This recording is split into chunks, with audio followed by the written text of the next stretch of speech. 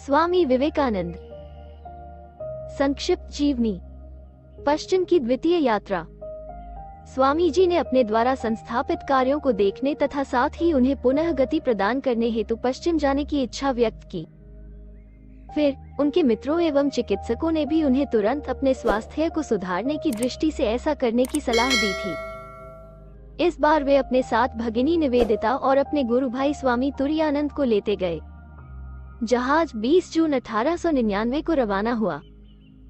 स्वामी तुरायानंद को अमेरिका ले जाने के संदर्भ में उन्होंने कहा था, वहाँ के लोगों ने क्षात्र वीर्य देखा है, अब मैं उन्हें ब्राह्मण्य तेज दिखाना चाहता हूँ।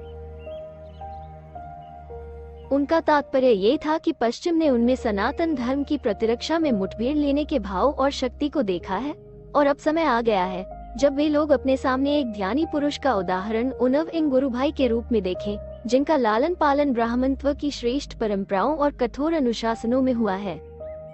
लंदन में कुछ दिन रुककर वे अमेरिका गए और वहां लगभग 1 वर्ष रहे। वहां उन्होंने अभेदानंद को वेदांत के कार्य में पूरी तरह से जुटे हुए देखा। तुरायानंद न्यूयॉर्क के समीप मॉन्ट क्लेयर में रह गए और स्वामी जी स्वयं कैलिफोर्निया गए, जहां सैन फ्रांसिस्को, ओकलैंड एवं अलामेडा में उन्होंने वेदांत के नए केंद्र खोले। इनके अतिरिक्त उनको 160 एकड़ वन भूमि का टुकड़ा सांता क्लेरा जिले में दान स्वरूप प्राप्त हुआ। यहाँ पर कुछ चुने विद्यार्थियों के दल को संन्यास जीवन में प्रशिक्षित करने हेतु स्वामी तुरायानंद ने एक आश्रम की स्थापना की। इस प्रकार कार्य बढ़ने लगा और विचार फैलने लगे। यद्यपि स्वामी जी अमेरिका में अपने कार्य को स्थायित्व प्रदान करने में व्यस्त रहते हुए भी विनोद से भरे होते, तथापि उनके भीतर सदैव एक अंतर्मुखीनता की धारा प्रवाहित होती रहती।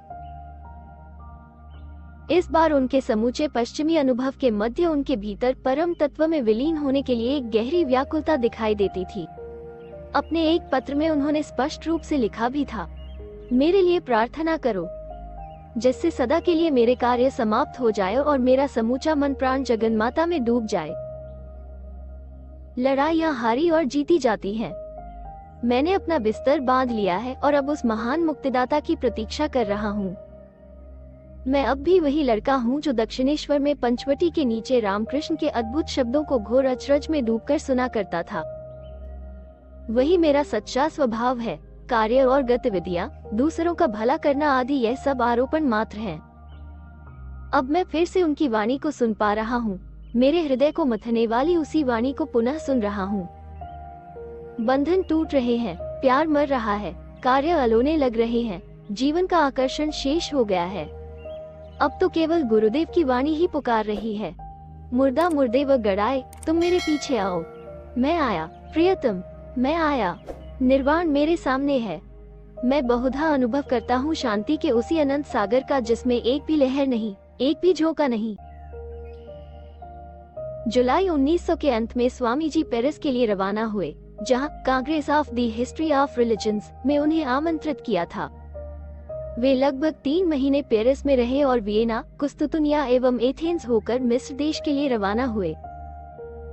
जब से उन्होंने पश्चिम की यह दूसरी यात्रा की थी, तब से उनका ध्यान परायण स्वभाव तीव्र रूप से प्रकट होने लगा था और अब वो चरम शिखर पर पहुंच गया था।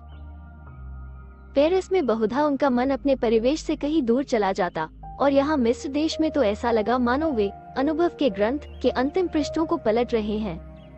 वे संसार क्लांत मालूम पड़े। अचानक उनके मन में भारत लौट जाने की प्रबल इच्छा जागी।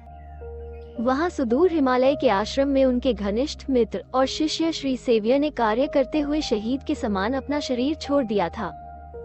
स्वामी जी को मानो इसका पूर्वाभास हो गया था।